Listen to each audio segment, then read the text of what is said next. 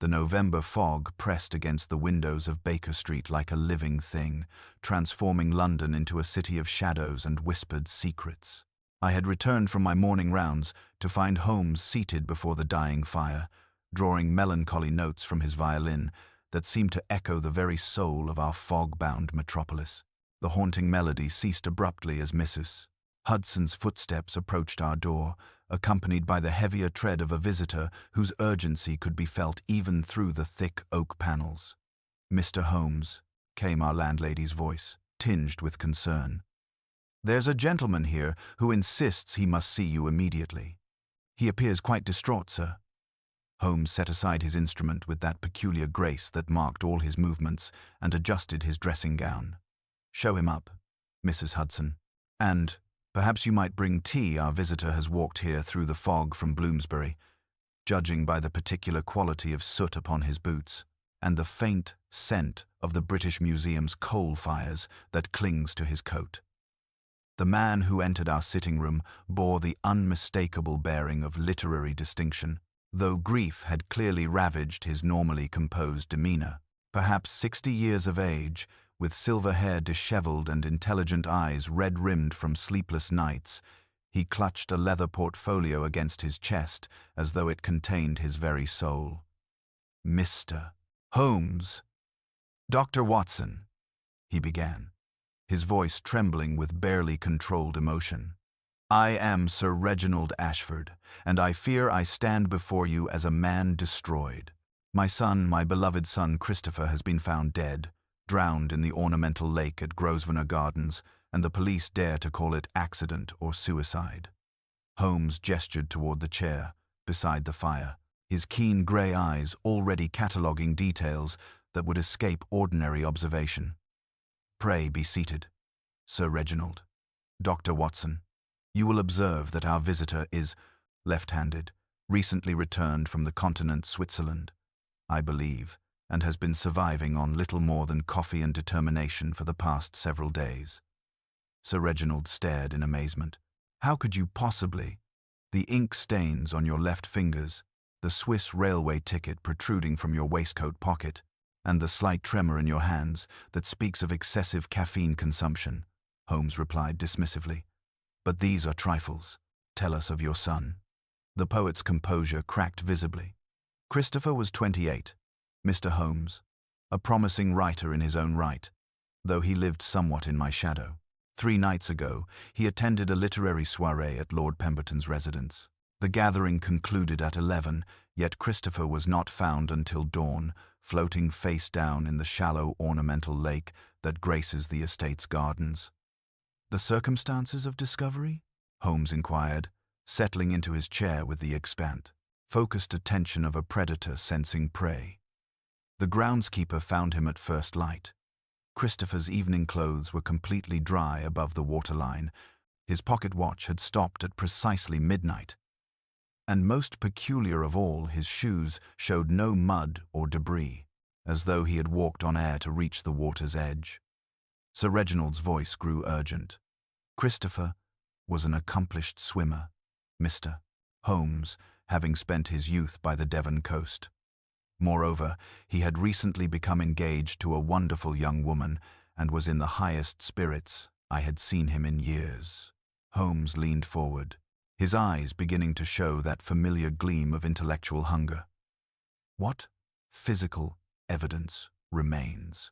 The police dismissed most details as irrelevant, but I managed to observe several curious items before they removed the body. Christopher's left cuff bore a small tear, as though caught on something sharp, and there were faint traces of what appeared to be green paint beneath his fingernails. Most intriguingly, clutched in his right hand, was a fragment of paper bearing a single line of poetry, not his handwriting, yet somehow familiar. The verse, "When midnight's bell doth toll the poet's doom," written in a careful, almost feminine hand. Holmes rose abruptly, his entire demeanor transformed by the electric energy that always preceded his most challenging cases. "Sir Reginald, your son was murdered, and by someone who wished to send a very particular message. Dr. Watson, your coat and hat, we must examine this lake before the morning mist clears, and takes with it the secrets that fog so often conceals. The hansom cab lurched through the fog-shrouded streets toward Grosvenor Gardens, the rhythmic clatter of hooves on cobblestones providing a steady counterpoint to Holmes's methodical interrogation. Sir Reginald sat opposite us, his grief-stricken features illuminated intermittently by the pale gaslight filtering through the swirling mist, while Holmes subjected him to questions that revealed as much about the questioner's deductive process as the answers themselves. "Your son's engagement," Holmes began, his voice cutting through the cab's interior gloom.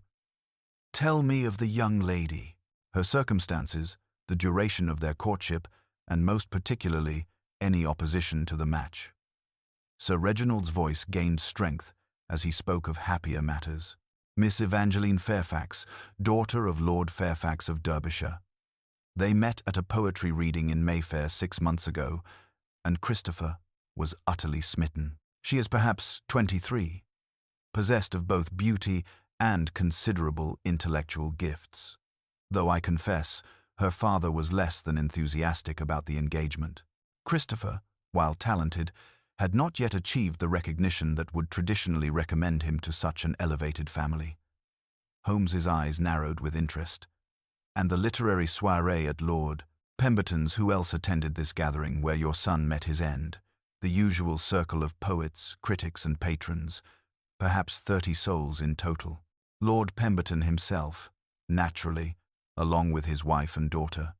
The critic Mortimer Blackwood was there, as was the publisher Harrison Crane, several younger poets seeking patronage, and a handful of society ladies who fancy themselves supporters of the arts."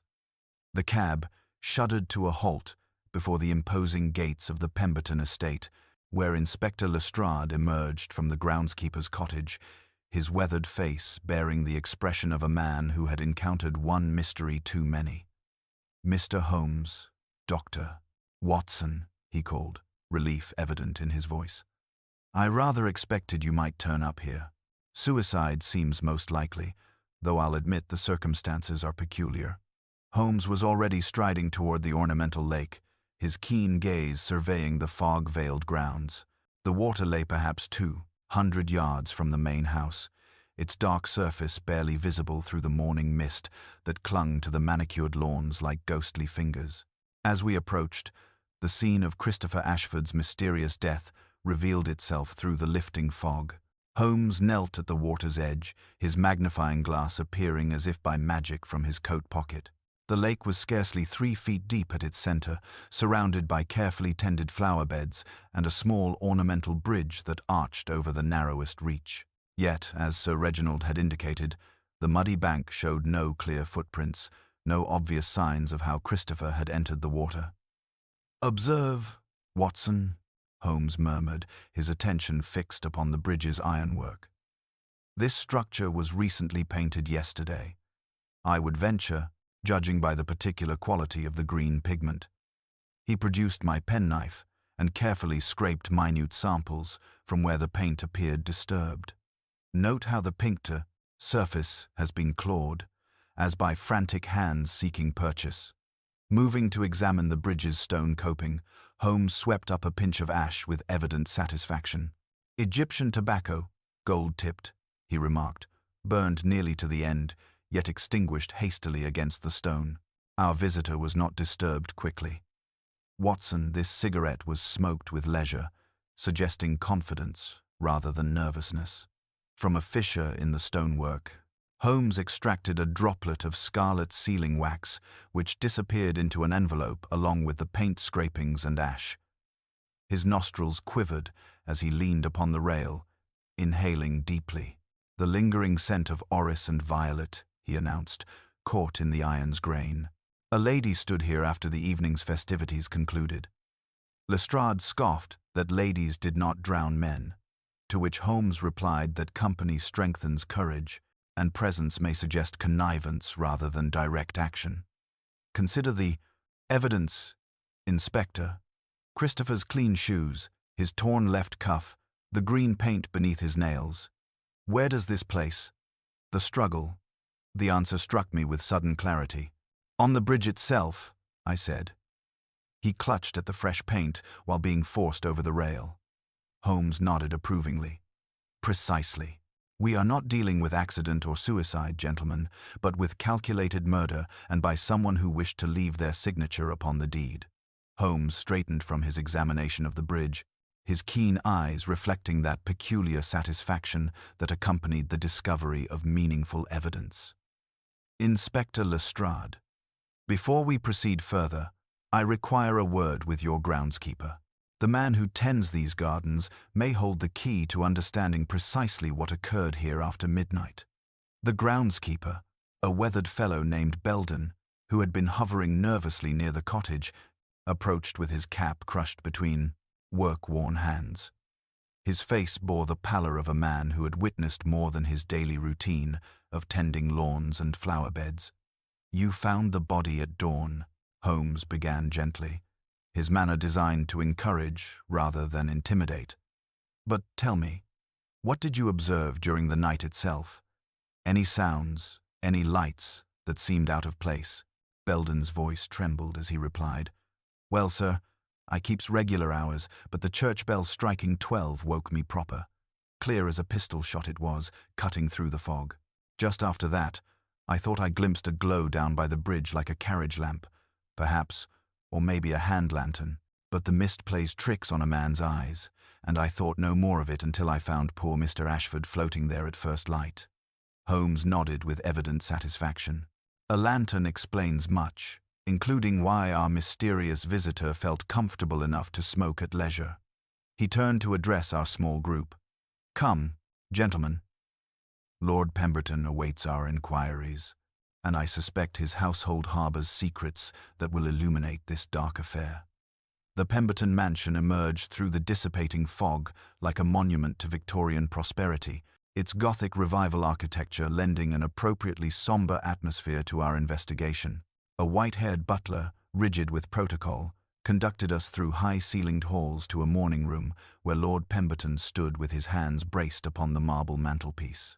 His broad, florid features betrayed an anxiety that seemed disproportionate to mere social concern, while Lady Pemberton sat pale and trembling in a chair beside the fireplace. At the window, a young lady of perhaps 25 regarded the fog-bound gardens with a composure that suggested considerable strength of will. "Mr. Holmes, Dr. Watson," Lord Pemberton began, his voice carrying both relief and apprehension. "This tragedy has cast a shadow over our home. Inspector, Lestrade believes it a case of self-destruction, though I confess the circumstances seem most peculiar." Holmes settled into the offered chair with predatory grace, his sharp gaze cataloguing details that would escape ordinary observation.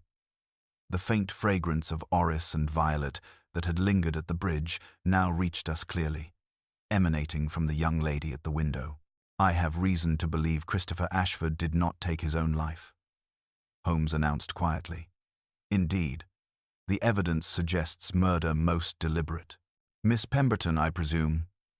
He addressed the young woman, who turned with a slight inclination of her head. "Miss Lillian Pemberton," she replied, her voice steady despite the slight color that rose in her cheeks. Holmes's attention moved to the writing desk near the window, where a stick of scarlet sealing wax lay beside correspondence, bearing a distinctive poppy seal. "You employ this particular wax for your correspondence, I observe. Most distinctive and recently used, judging by the softness of the stick's end." Lady Pemberton spoke for the first time, her voice barely above a whisper. "Mr. Holmes, surely you cannot suspect." "I suspect nothing yet, madam, but I observe everything," Holmes replied smoothly. "Tell me of last evening's proceedings. Who departed when, and what conversations occurred after the formal gathering concluded?" Lord Pemberton cleared his throat nervously. "The soirée ended at 11, as is customary. Most guests departed immediately, though a few lingered for private discourse. Young Ashford was among the last to leave, perhaps 20 minutes after the general exodus. He had engaged in rather heated discussion with Mortimer Blackwood regarding some matter of literary criticism." "Heated discussion?" Holmes's tone sharpened perceptibly. Miss Lillian turned from the window, her composure faltering slightly. Mr. Blackwood accused Christopher of borrowing too heavily from classical sources in his latest work. Christopher responded that criticism was merely the art of striking one's own name upon another's achievement. The exchange grew quite unpleasant. Holmes rose abruptly, his manner suggesting conclusions already forming. And Miss Evangeline Fairfax, Christopher's fiancée, was she present at this gathering? No, Lady Pemberton replied quickly. She sent her regrets yesterday morning, claiming indisposition. We had planned to announce the engagement formally at a future dinner. Holmes moved to examine the window's view of the grounds, his keen gaze tracing the path from house to ornamental lake. The night was clear before the fog descended, was it not? One might easily observe movement in the gardens from this vantage point. The silence that followed spoke volumes, and Holmes smiled with grim satisfaction.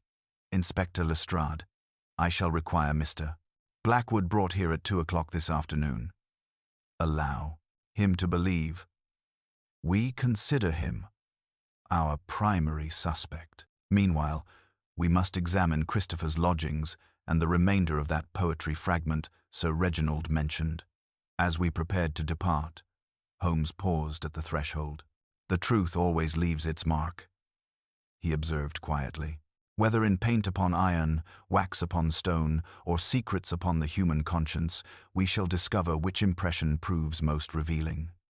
The hansom cab carried us through the thinning fog toward Bloomsbury, where Christopher Ashford's modest lodgings awaited our investigation.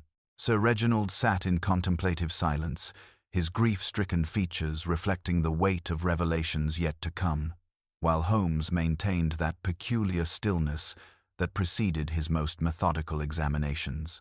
The rhythmic clatter of hooves on cobblestones provided a steady counterpoint to my own racing thoughts as we approached what might prove the key to understanding the young poet's mysterious death. Christopher's rooms above the bookseller's shop presented a portrait of genteel literary aspiration constrained by modest means. Books dominated every available surface, their leather spines creating towers that seemed to reach toward inspiration itself, while manuscripts bearing the careful corrections of an earnest craftsman lay scattered across a small writing desk. The air hung heavy with the mingled scents of ink, tobacco, and the particular mustiness that clings to rooms where words are born in solitude.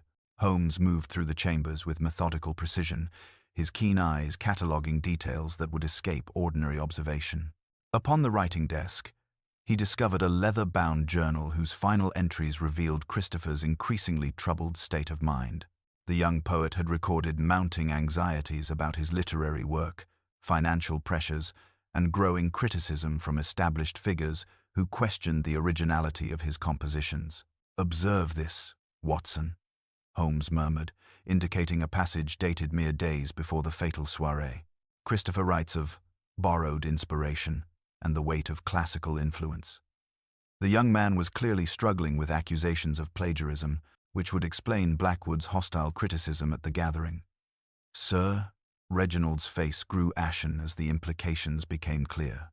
His son's reputation, his engagement to Miss Fairfax, indeed his entire future, would have been destroyed by public exposure of literary fraud.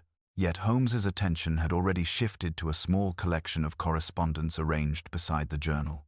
Among the letters, one bore particular significance, a note written in the careful, almost feminine hand we had encountered on the poetry fragment. Holmes examined it with his magnifying glass before reading aloud. "Meet me at the bridge, midnight. I have something of grave importance to discuss. The matter cannot wait longer." "The midnight rendezvous," I observed. "This explains Christopher's presence at the ornamental lake, but the handwriting, surely this is not Miss Fairfax's script?" Holmes shook his head thoughtfully. "Indeed not, Watson. Compare the paper quality and ink composition with our original fragment. Similar in appearance, yet distinctly different under close examination. Our correspondent has taken considerable care to disguise their identity while ensuring Christopher would respond to the summons." From a shelf of poetry volumes, Holmes extracted a slim collection bearing the title Nocturnes and Lamentations by one Ilara Vance. published some 30 years prior. The pages fell open naturally to a poem titled The Poet's Final Hour, and Holmes's eyes gleamed with satisfaction as he located the relevant passage. Here we have our source, gentlemen. The complete verse reads, "When midnight's bell doth toll the poet's doom, let shadows dance where roses cease to bloom." Our fragment was deliberately torn from this very page, chosen not for its content, but for its theatrical effect. The implication struck me immediately. Someone with access to Christopher's library, someone familiar with his literary interests, arranged both the midnight meeting and prepared the dramatic fragment found in his hand.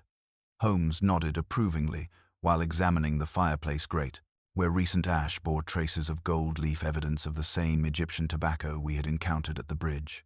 Our mysterious correspondent was comfortable enough in these rooms to smoke at leisure, suggesting either intimate familiarity or considerable boldness. A soft knock interrupted our investigation, admitting Christopher's landlady with tea and the news that Inspector Lestrade awaited us at the Pemberton estate with Mortimer Blackwood in custody. Holmes gathered the evidence we had discovered: the journal, the mysterious note, and the poetry volume. Reginald stood like a man witnessing the systematic dismantling of his son's reputation. "The pieces begin to form a pattern," Holmes observed as we prepared to depart. "Christopher faced exposure for plagiarism, received a mysterious summons to a midnight meeting, and died clutching a fragment of classical poetry. Yet the hand that wrote that summons belongs to neither Miss Fairfax nor Mr. Blackwood, despite their obvious connections to our victim." As our cab wound back through London's streets toward Grosvenor Gardens, Holmes leaned forward with that expression of intense concentration that marked his finest moments. "Watson, we approach the hour when masks must fall and truth emerge from shadow. Mr. Blackwood awaits our questions, but I suspect the answers lie not in his obvious guilt, but in the more subtle deceptions that surround this carefully orchestrated tragedy." The fog had lifted entirely by the time we reached the Pemberton gates, revealing a crisp afternoon that seemed to promise clarity at last. The crisp afternoon air had swept away the morning's fog as our hansom drew up to the Pemberton gates, where Inspector Lestrade awaited us with evident satisfaction written across his weathered features. Beside him stood a lean, sharp-featured man whose hawkish countenance and meticulously groomed appearance marked him unmistakably as Mortimer Blackwood, the literary critic whose public animosity toward Christopher had made him Lestrade's primary suspect. Blackwood possessed the particular bearing of intellectual superiority that characterized his profession.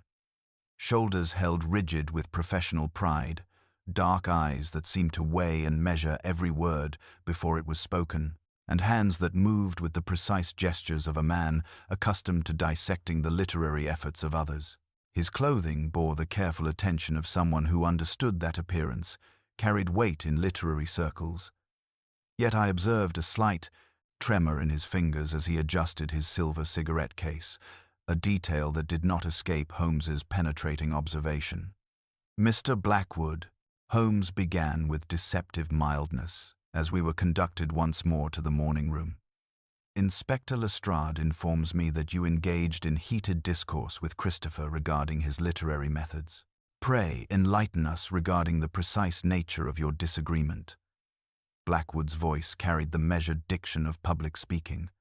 "Young Ashford possessed undeniable talent, Mr. Holmes, but he had fallen into the unfortunate habit of borrowing too liberally from classical sources without proper attribution. His latest work contained passages bearing striking resemblance to unpublished manuscripts by Elara Vance, a poet who died in obscurity 30 years ago." Holmes leaned forward with evident interest. "You were familiar with Miss Vance's unpublished works?" "I served as her literary executor," Blackwood replied, with obvious pride. "She entrusted her complete manuscripts to my care, including numerous pieces that never saw publication. Christopher's appropriation was unmistakable to anyone familiar with her complete oeuvre."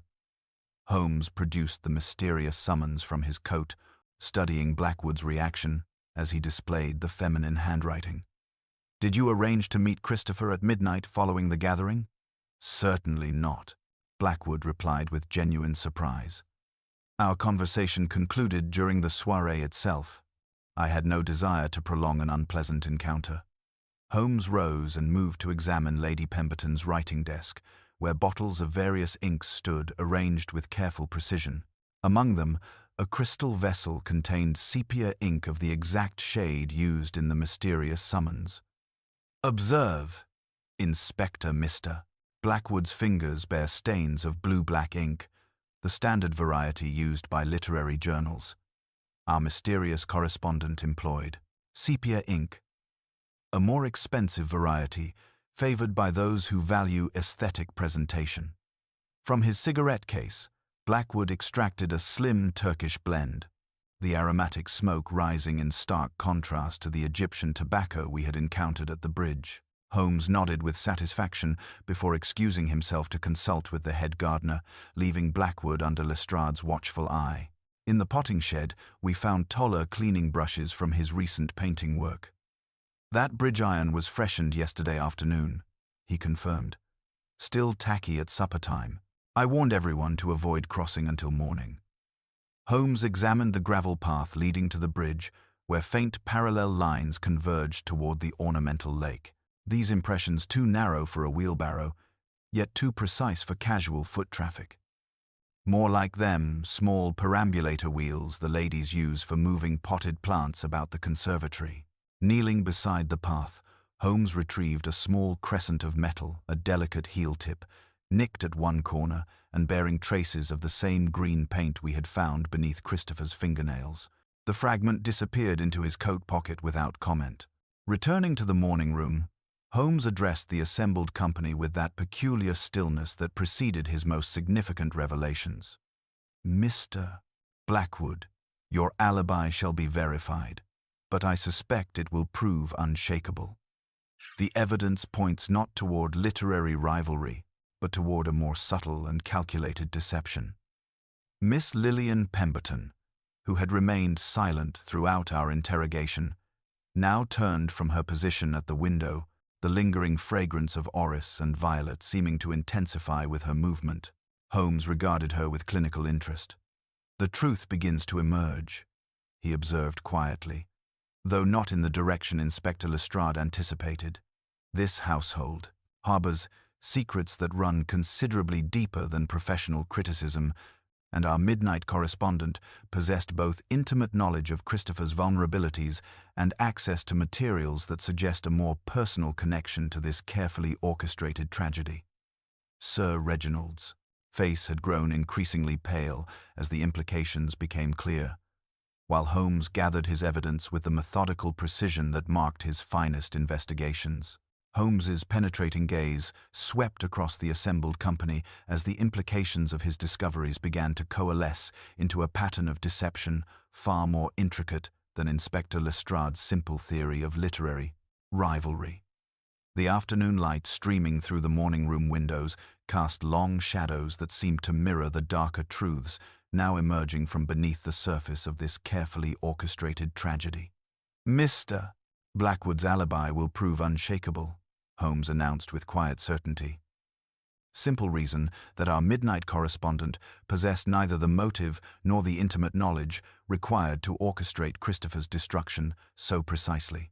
The hand that penned that summons belonged to someone far closer to the victim, someone whose connection to this affair runs deeper than professional criticism. Miss Lillian Pemberton remained at her position by the window, though I observed a subtle tension in her shoulders that had not been present during our morning interview. The lingering fragrance of orris and violet seemed to intensify in the quiet room, while Holmes produced the damaged heel tip from his coat with the deliberate precision of a surgeon revealing a vital organ. This fragment, he continued, holding the small crescent of metal between thumb and forefinger, was embedded in the fresh paint of the bridge ironwork, torn from a lady's boot during the midnight struggle that preceded Christopher's death.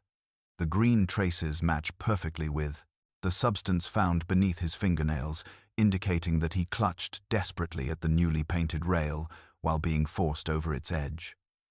Lady Pemberton's face grew ashen as the implications became clear, while Lord Pemberton moved instinctively toward his daughter. Holmes, however, pressed forward with relentless logic, producing the mysterious summons and comparing its sepia ink to the expensive variety that graced Lady Pemberton's writing desk. "The handwriting that lured Christopher to his doom," Holmes observed, "bears striking resemblance to classical feminine scripts of the previous generation. Miss Pemberton, your education included instruction in calligraphy, did it not? The careful formation of letters that might emulate the correspondence of earlier literary figures." For the first time since our arrival, Miss Lillian's composure showed signs of strain. Her gloved hands trembled slightly as she turned from the window, and when she spoke, her voice carried a quality of suppressed emotion that had been entirely absent from her earlier responses. "You understand nothing of the true circumstances, Mr. Holmes," she said, her words measured but weighted with years of accumulated resentment. "Christopher was destroying himself with stolen genius, building his reputation upon the forgotten words of others, while the true artist remained buried in obscurity." Holmes moved to examine a small portrait hanging beside the fireplace, a delicate watercolor depicting a young woman whose ethereal beauty and distinctive features bore unmistakable resemblance to our suspect. The revelation struck our company with the force of physical impact. "Elara Vance," Holmes said quietly. "The poet whose unpublished works Christopher had appropriated. Yet your concern for her reputation seems remarkably personal for someone who claimed no connection to the lady." Tears now gathered in Miss Lillian's eyes as she gazed upon the portrait, with a mixture of love and fierce protectiveness. "She was my aunt, Mr. Holmes. My mother's younger sister, who died penniless and forgotten 30 years ago, while her manuscripts gathered dust in literary archives.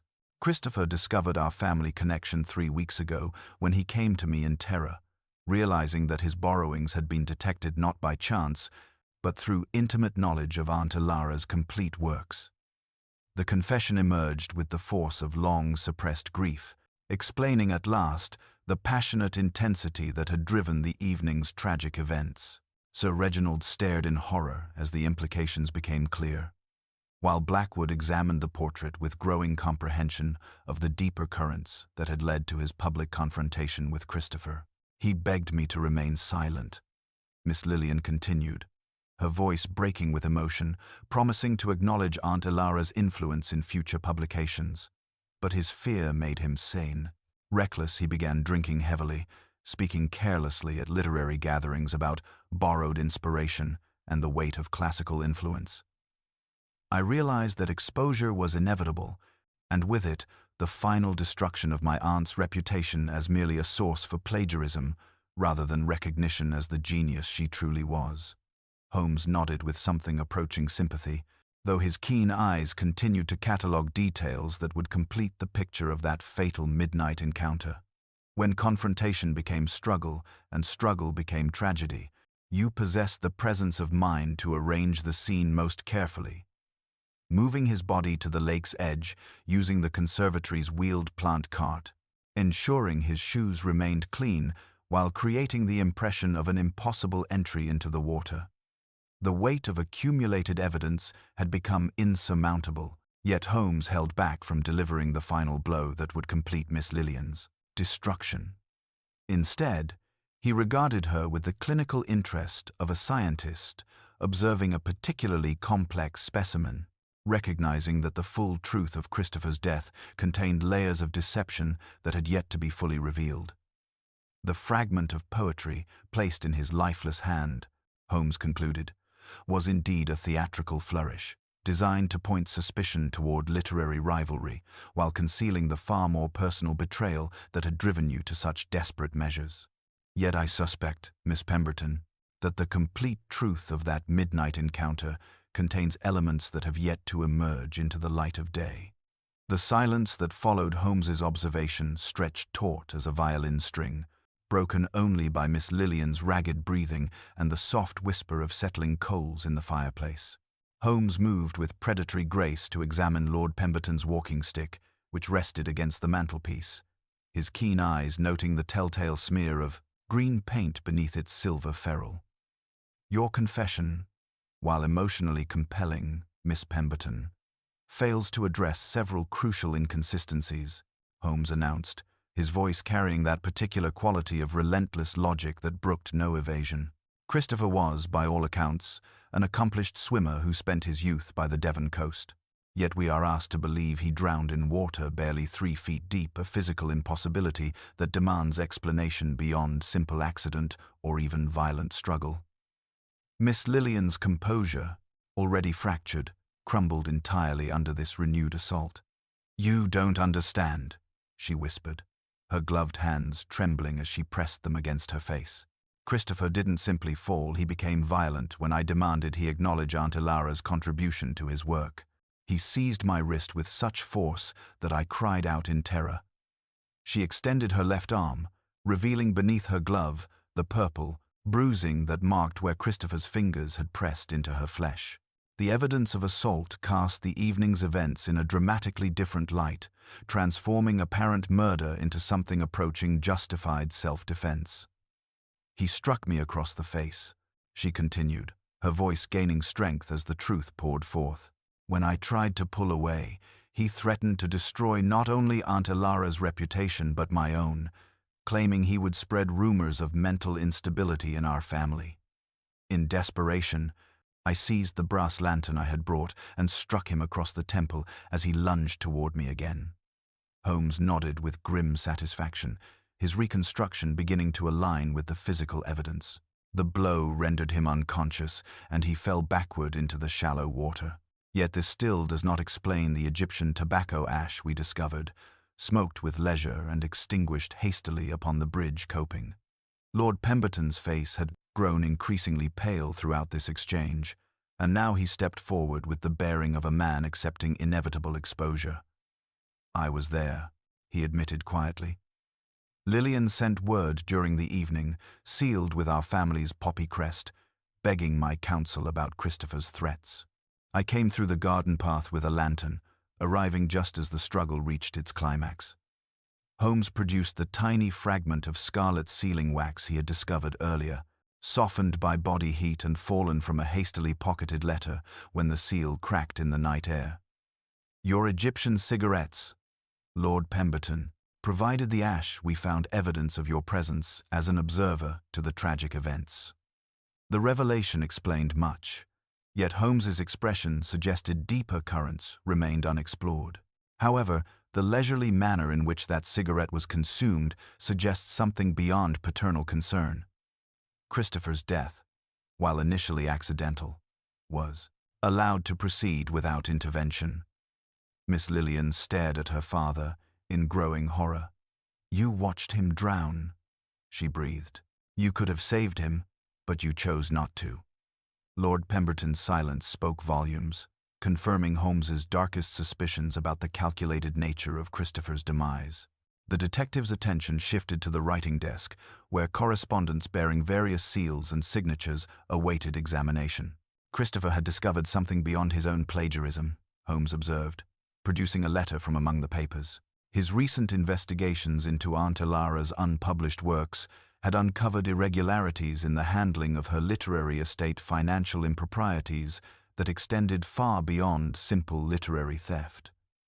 At that moment, the door opened to admit Harrison Crane, the publisher, whose sleek appearance and polished manner could not entirely conceal the subtle restlessness of a man accustomed to managing disasters before they ripened into scandal. The faint sweetness of Egyptian tobacco clung to his clothing, and Holmes's nostrils twitched with recognition.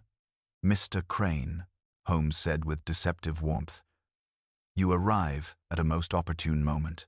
We have been discussing the true fate of Ilara Vance's literary legacy and the various parties who have profited from her continued obscurity." Crane's tight smile failed to reach his eyes as he surveyed the assembled company, his gaze lingering on the evidence Holmes had arranged with methodical precision. "Tidiness is much desired in our trade, Mr. Holmes. Loose ends have a way of unspooling public taste and private fortunes." The admission hung in the air, like smoke from his distinctive cigarettes, confirming Holmes's suspicions about the deeper conspiracy that had transformed a family tragedy into calculated murder. Holmes's penetrating gaze fixed upon Crane with the intensity of a predator recognizing its quarry, while the publisher's admission about tidiness hung in the air like smoke from his distinctive Egyptian cigarettes. The detective moved with calculated precision to Lady Pemberton's writing desk, withdrawing a leather portfolio from his coat with theatrical deliberation.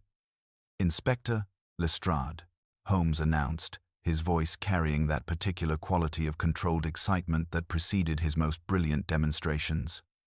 "We must preserve a document of vital importance. Christopher's journal contains detailed records of financial irregularities, payments made through intermediaries, unauthorized publications, and a systematic suppression of Miss Vance's complete works, spanning 30 years. With practiced efficiency, Holmes placed a sealed envelope within the desk drawer, though I observed him surreptitiously brush the inner edge of the drawer, pull with a fine violet powder extracted from his waistcoat pocket. The envelope disappeared behind the polished wood with a soft click that seemed to echo through the tension-filled room. "Its contents," Holmes continued, his keen eyes surveying the assembled company, coupled with evidence already dispatched to Scotland Yard, "will resolve our remaining uncertainties. Dr. Watson, accompany me to consult with the groundskeeper regarding the evening's timeline." We withdrew through the garden door, but rather than seeking Tola, Holmes guided me to a small anteroom that afforded a concealed view of the morning room through a partially opened portiere. From this vantage point, we could observe the remaining occupants through the reflection in a framed prints glass surface. "Observe, Watson," Holmes whispered, his breath barely stirring the curtain fabric. "Mr. Crane's restless manner and calculating gaze betray a man measuring risk against opportunity. The journal I described does not exist, yet his fear of its contents will compel him to act." Lord Pemberton, visibly shaken by the evening's revelations, stepped onto the terrace for air, his shoulders bowed beneath the weight of accumulated guilt. Miss Lillian moved to comfort her mother, while Blackwood withdrew to a chair by the fireplace, his hawkish features reflecting wounded dignity. Only Crane remained near the desk, his polished exterior unable to conceal the predatory intelligence that had orchestrated decades of literary fraud. Twice, his hand hovered over the drawer, calculating consequences. On the third attempt, he extracted his silver cigarette case, turned it nervously between his fingers, then with a resigned sigh that spoke of desperate necessity, pulled open the drawer and seized the envelope. Holmes moved like a striking hawk, bursting through the portiere as Crane broke the seal and discovered the blank paper within. The envelope fluttered to the carpet as Holmes caught the publisher's wrists, lifting his stained fingers beneath the lamplight. "Aniline violet," Holmes observed with satisfaction. "Remarkably tenacious. It proclaims to all that you have tampered with evidence you believed would destroy you." Crane wrenched himself free, his urbane mask finally slipping to reveal the calculating mind beneath. "You comprehend nothing of the true stakes," he snarled. "Ilara Vance's manuscripts, properly managed, have provided stability for numerous literary ventures. Christopher's reckless investigations threatened to unravel carefully constructed arrangements. Arrangements that enriched you through systematic theft," Holmes replied coldly. "Christopher discovered that Miss Vance's works had been published under multiple pseudonyms. The profits diverted through Lord Pemberton's financial networks. When he threatened exposure, his accidental death became a convenient solution to preserve your conspiracy." Miss Lillian stared at her father with dawning horror as he re-entered the room. "You allowed Christopher to drown to protect your investments," she whispered, her voice breaking with the weight of betrayal. Lord Pemberton's silence confirmed Holmes's accusations, while Crane's defiance crumbled under the mounting evidence. Inspector Lestrade, who had entered with constables during the confrontation, stepped forward with handcuffs. "The violet powder provides irrefutable proof of tampering," Holmes explained to the inspector.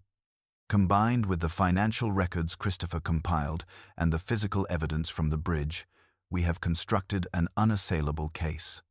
Sir Reginald, who had witnessed his son's reputation systematically destroyed to conceal decades of literary fraud, spoke with quiet dignity. Christopher died trying to restore justice to a forgotten poet's legacy. Let that be his true memorial. Holmes nodded gravely, though his keen eyes suggested one final revelation remained. Before we conclude this matter, Inspector, I believe Miss Evangeline Fairfax must be summoned. Christopher's fiancée possesses knowledge that will complete our understanding of this carefully orchestrated tragedy. The web of deception had been exposed, yet Holmes's manner indicated that the deepest secrets of the case had yet to emerge into the light of justice. The afternoon light had grown long and golden by the time Miss Evangeline Fairfax arrived at the Pemberton estate, her elegant carriage drawing up to the entrance with the measured precision of one who had prepared carefully for this encounter. Through the morning-room windows, we observed her descent from the brougham, a figure of refined beauty whose morning dress of deep violet silk seemed to absorb rather than reflect the dying sunlight. Yet Holmes's keen eyes noted something in her bearing that transcended mere grief, a composure that suggested preparation rather than spontaneous sorrow. Miss Fairfax.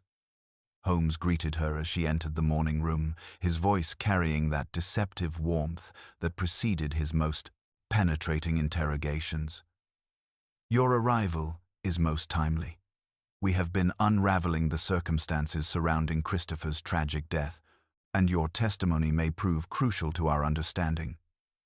She moved, with practiced grace, to the chair beside the fireplace, her gloved hands folded with studied precision as she surveyed the scene. Before her, the evidence of arrests still lingering in the air, Miss Lillian's tear-stained face, Sir Reginald's mixture of grief and growing comprehension. The lingering tension from the recent revelations seemed to shift in her presence, yet Holmes maintained that predatory stillness that suggested deeper currents remained unexplored. I came as soon as word reached me of the arrests, she replied, her voice carrying the cultivated tones of aristocratic education. Christopher's father deserves to know that justice is being served, though I confess myself bewildered by the complexity of what has emerged. Holmes produced Christopher's journal from his coat, turning to entries dated shortly before the fatal soirée. Your fiancé recorded considerable anxiety about his literary work during his final weeks. He wrote extensively about borrowed inspiration and the weight of classical influence upon his compositions. When did he first share these concerns with you directly? Miss Fairfax's composure wavered almost imperceptibly, a slight tightening around her eyes that would have escaped ordinary observation. Christopher was always intensely self-critical about his writing. I attributed his melancholy to the natural temperament of artistic souls, though in recent weeks his distress seemed to deepen beyond mere creative anxiety. Yet his specific references to financial irregularities and systematic exploitation suggest knowledge that extended far beyond artistic. Self-doubt, Holmes pressed, his tone sharpening with professional interest. Christopher discovered the connection between his own plagiarism and a broader conspiracy involving Lord Pemberton and Mr. Crane. 3 weeks ago, something occurred that transformed his vague suspicions into concrete evidence. The question struck its target with devastating precision. Miss Fairfax's carefully maintained facade cracked visibly as she realized the extent of Holmes's knowledge, her gloved fingers trembling as she reached for the delicate handkerchief tucked within her reticule. 3 weeks ago, she admitted quietly, her voice barely above a whisper. Christopher came to me in terrible distress. He had traced financial connections that linked his borrowings to decades of systematic fraud. He feared that exposure would destroy not only his reputation, but implicate others in crimes far more serious than simple plagiarism. Holmes nodded with grim satisfaction, his reconstruction beginning to encompass the final elements of the tragedy. Christopher realized that his access to rare manuscripts through your father's extensive library was not coincidental. Documents had been deliberately placed within his reach, selected passages marked for his attention. He was being used as an unwitting instrument to legitimize the publication of Miss Vance's works under contemporary authorship. Sir Reginald's face reflected the growing horror of understanding as the implications became clear.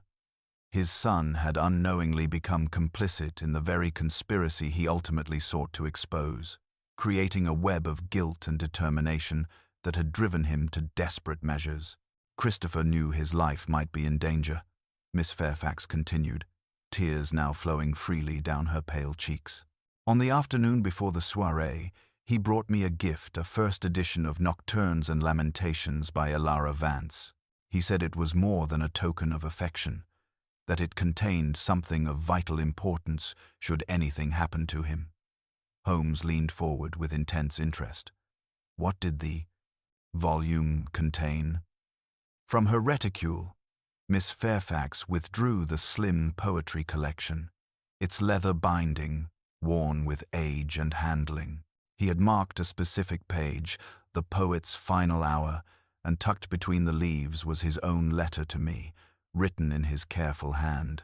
It contained copies of financial records, names, dates, and amounts that documented 30 years of systematic theft from Elara Vance's estate.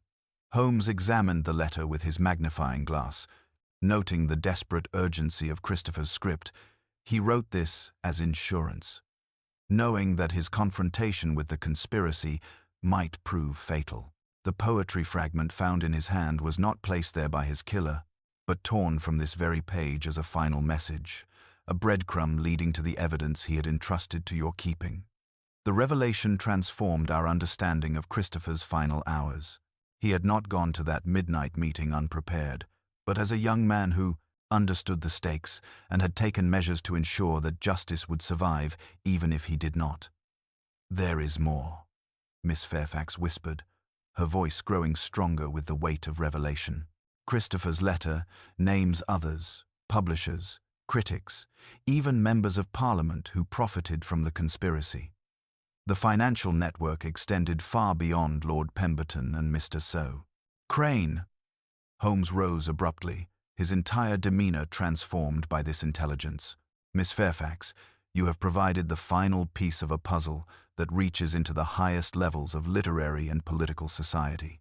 Christopher's death was not merely the result of family secrets or personal vendettas, but the desperate act of men protecting an empire built upon stolen genius. As the implications settled over our assembled company, Holmes moved to the window, his keen gaze surveying the estate grounds where so much tragedy had unfolded. "Inspector Lestrade must be informed immediately. The arrests we have witnessed today are merely the beginning of a reckoning that will shake the foundations of literary London." The afternoon shadows had grown long, and Holmes's manner suggested that while crucial revelations had emerged, the deepest secrets of the conspiracy had yet to be fully exposed. The drowning of the poet's son had revealed currents of corruption that ran far deeper than any of us had initially suspected. Holmes moved with sudden intensity to examine Christopher's letter under the lamplight, his magnifying glass revealing details that transformed our understanding of the young poet's desperate final gambit. The careful script contained not merely financial records, but a systematic map of literary corruption that reached into the most respected publishing houses and critical journals throughout London's intellectual establishment. Each entry cross-referenced with dates, amounts, and specific mechanisms of fraud. "Observe these marginalia, Watson," Holmes murmured, indicating tiny notations in Christopher's precise hand that accompanied each accusation. "He has documented not only the financial flows but the specific methods by which Miss Vance's stolen works were legitimized false attributions, manufactured provenance, even fabricated critical reviews designed to establish literary reputations built entirely upon her forgotten genius." Miss Fairfax watched with growing comprehension as Holmes traced the intricate web her fiancé had uncovered. Christopher spent weeks in the British Museum's manuscript collection, comparing handwriting samples and publication dates. He discovered that several celebrated contemporary poets had built their entire careers upon variations of Aunt Elara's unpublished works, each theft carefully orchestrated through this network. The implications struck our assembled company with devastating force. Sir Reginald's weathered features reflected the dawning realization that his son's death had exposed a conspiracy threatening to topple some of Victorian society's most revered literary figures. While even Inspector Lestrade appeared shaken by the scope of intellectual theft Christopher's investigations had revealed. Holmes produced his pocket watch, consulting it with the precision of a man calculating rapidly shifting circumstances.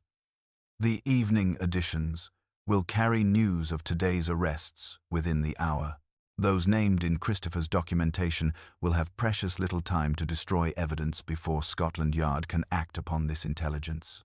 From the entrance hall came the sound of approaching footsteps, measured and urgent, accompanied by the murmur of agitated voices.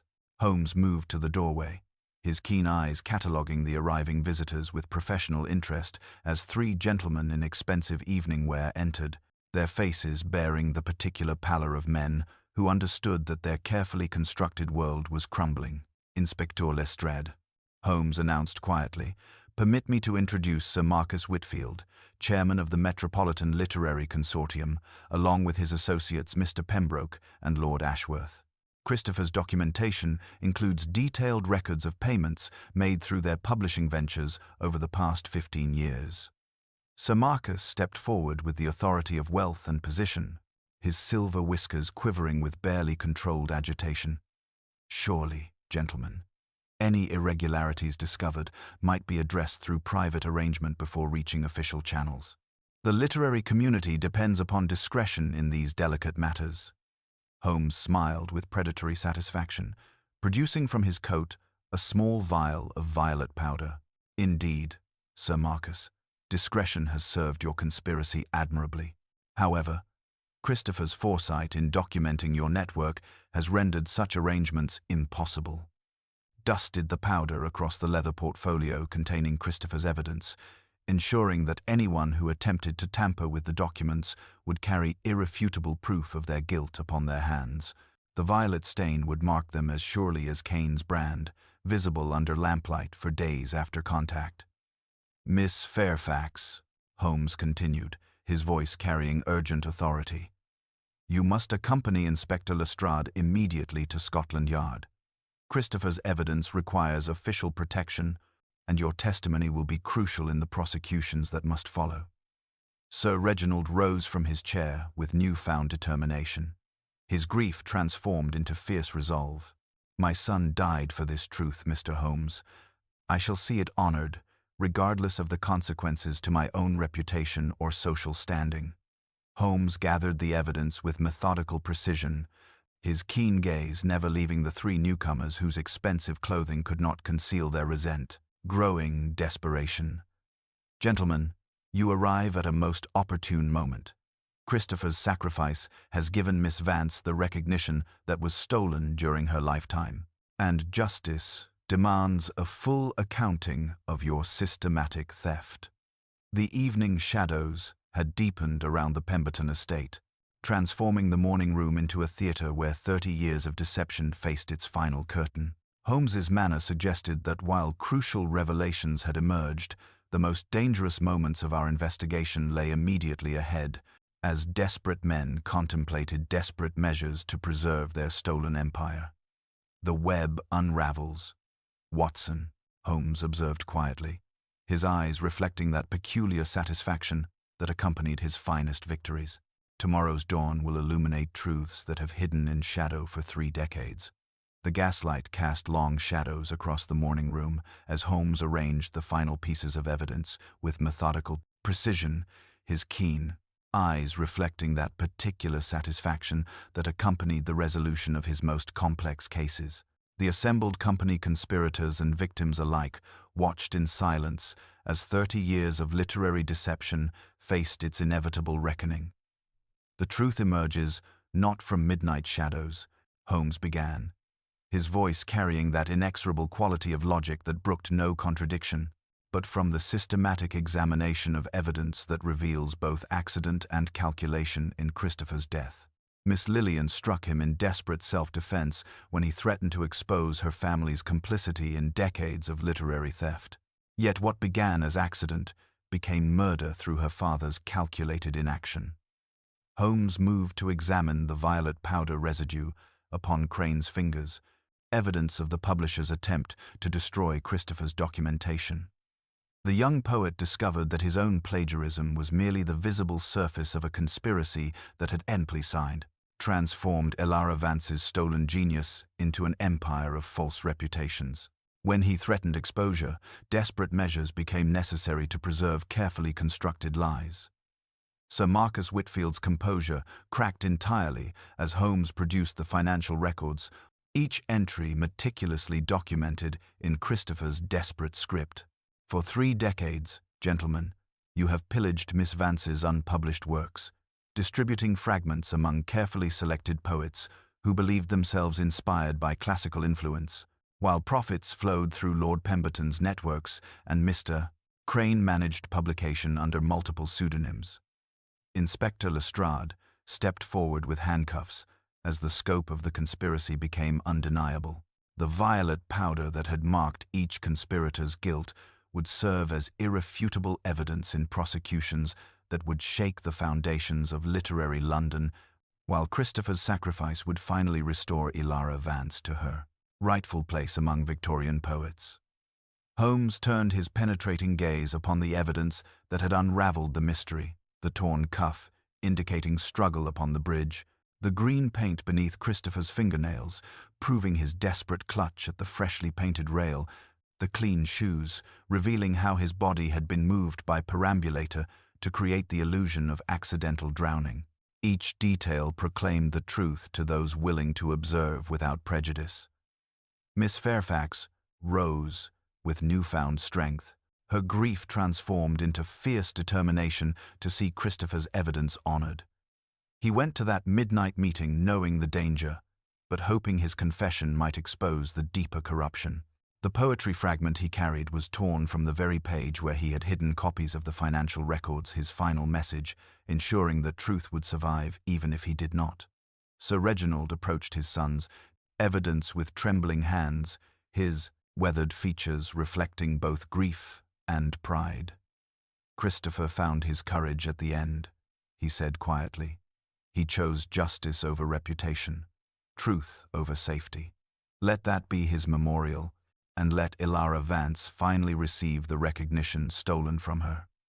As the conspirators were led away in custody, and the fog began to lift from the estate grounds, Holmes moved to the window where the ornamental lake lay peaceful in the gathering dusk. The deceptions that had claimed so many lives were finally exposed, leaving only the promise of justice and the restoration of stolen genius. Our hansom carried us through London's clearing streets toward Baker Street, where familiar comforts awaited. Holmes settled into contemplative silence, his violin appearing as if by magic to draw melancholy notes that seemed to honor both the young man whose courage had exposed corruption and the forgotten poet whose words would finally find their intended audience. "A curious affair, Watson," he finally observed as our sitting room came into view. "Christopher's drowning has given voice to a poet silenced by greed 30 years ago. Truth, like water, always finds its level, regardless of the obstacles placed in its path." The fog pressed against our windows once more, but now it seemed cleansing rather than concealing, washing away the carefully constructed lies that had enriched thieves while impoverishing genius. Holmes reached for his morning correspondence, his eyes already gleaming with interest at some new mystery awaiting our attention. "Come, Watson," he said presently. "The Evening Post speaks of a most singular matter involving a disappeared manuscript and a locked library. We mustn't keep truth waiting, it has already been delayed far too long."